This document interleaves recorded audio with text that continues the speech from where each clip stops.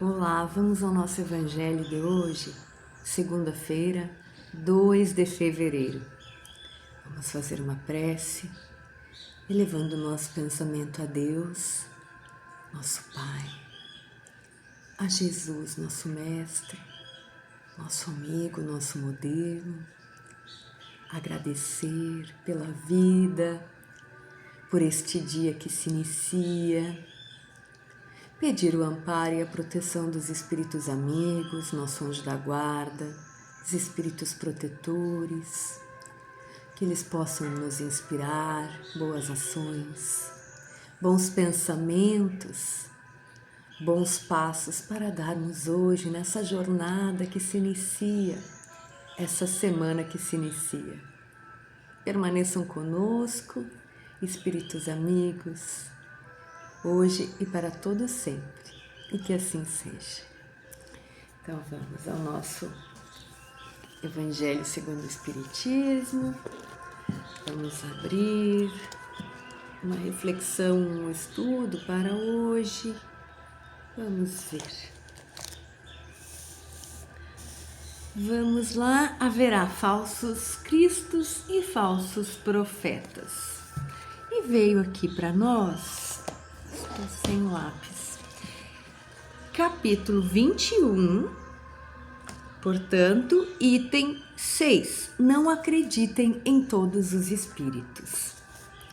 E diz assim no 6, meus bem-amados, não acreditem em todos os espíritos. Tenham antes a certeza de que os espíritos são de Deus, pois muitos falsos profetas têm surgido no mundo. Esta é a primeira epístola de João, capítulo 4, versículo 1. Então eu vou ler mais um trechinho. Vamos ler mais um pedacinho. Do item 7, que vai dizer assim: os fenômenos espíritas, longe de dar crédito a falsos cristos e a falsos profetas, vêm dar-lhes o golpe mortal, contrariando o que muitos falam sobre o espiritismo. Por isso, não peçam ao espiritismo milagres nem prodígios, pois ele declara formalmente que não os produz. Assim como a física, a química, a astronomia e a geologia vieram revelar as leis do mundo material, o Espiritismo vem revelar outras leis, até então desconhecidas, e que regem a relação do mundo material e do mundo espiritual. As leis espíritas também são leis da natureza, do mesmo modo que as leis científicas. Ao explicar alguns fenômenos até então incompreendidos, a ciência espírita destrói o que ainda permanecia sob o domínio do maravilhoso, impedindo que certas pessoas explorem esses fenômenos em benefício próprio. Assim, aqueles que tentassem se passar por enviados de Deus não poderiam abusar por muito tempo da credulidade alheia, pois logo seriam desmascarados.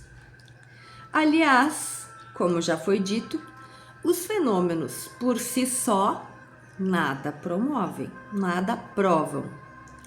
A missão se prova pelos efeitos morais, o que não é dado a qualquer um produzir.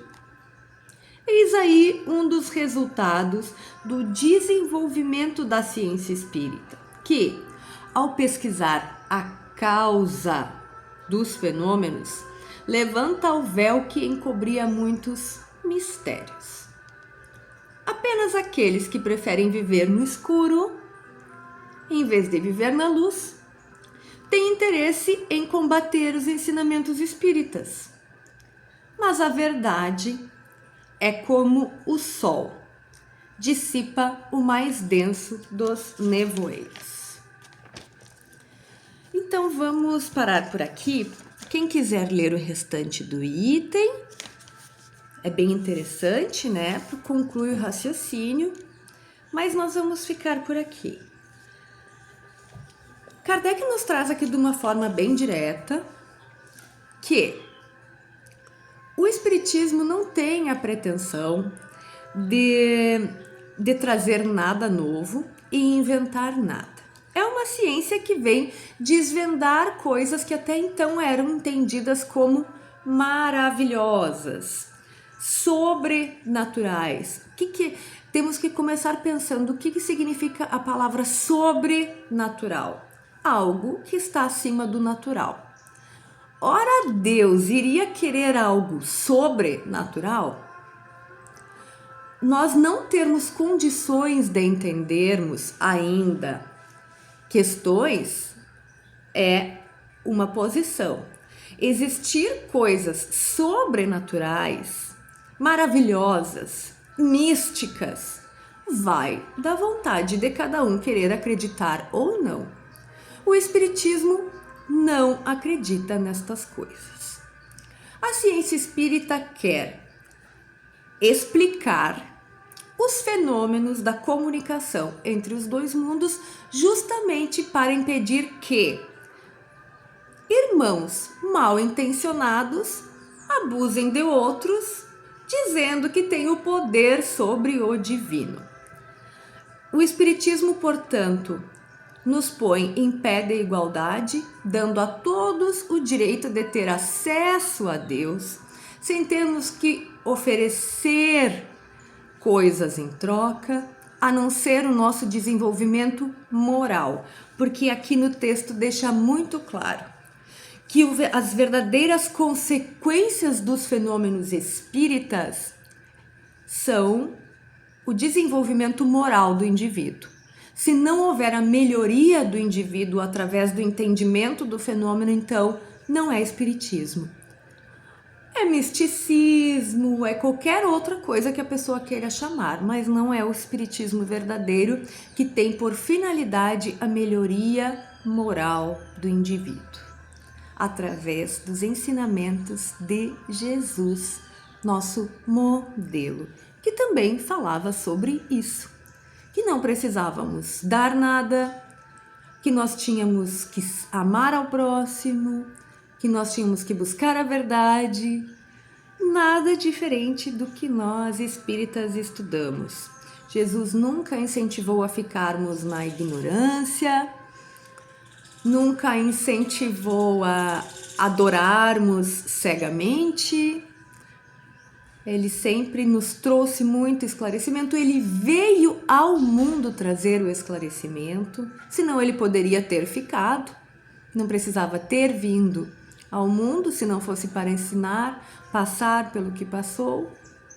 Não é mesmo? Então, é disso que se trata. Temos que ter isso muito claramente. A finalidade da doutrina espírita é a melhoria moral do indivíduo através do conhecimento da ciência. Se isso não acontece, não é espiritismo. Precisamos ter isso bem claro. Muito bonito. Quem quiser fazer a leitura do item inteiro, item 6 e 7 do capítulo 21, haverão falsos cristos e falsos profetas. Vamos a uma pergunta do Livro dos Espíritos. Vamos ver o que nos vem hoje. Vamos lá.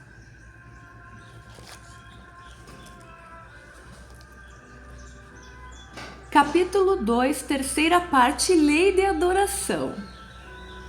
Vamos ver, pergunta 659. O que caracteriza a prece? Essa foi a pergunta que Kardec fez. Vamos ver a resposta que os espíritos nos deram. A prece é um ato de adoração. Fazer preces a Deus é pensar nele e aproximar-se dele. É colocar-se em comunicação com ele, com Deus.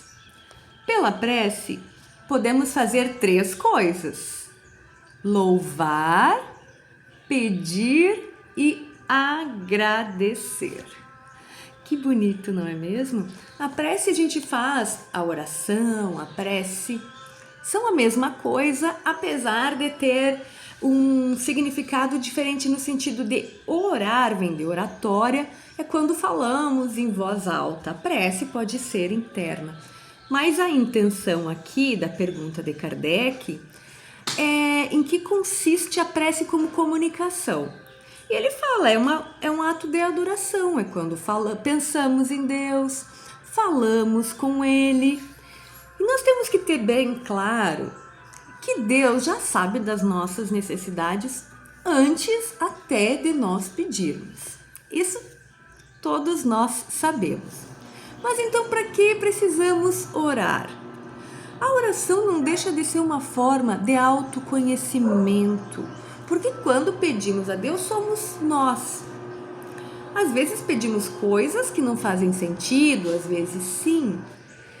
Mas o importante é que a gente estabeleça essa relação, porque é um momento íntimo. Jesus fala, entra no teu quarto, né? Quando Jesus fala isso, ele está falando para a gente olhar para dentro.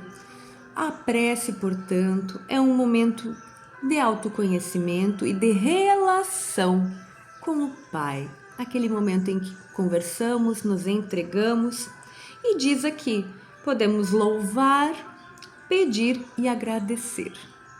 Muito bem, muito lindo. Vamos encerrar então com uma oração.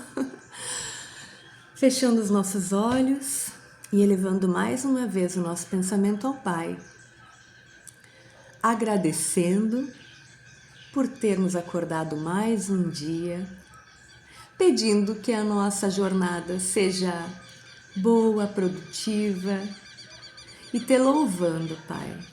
Gratidão por tudo que nos há dado, a nossa vida, esta reencarnação, nossa família, nosso lar, todas as bênçãos. Pedimos que permaneça conosco hoje e para todo sempre e que assim seja.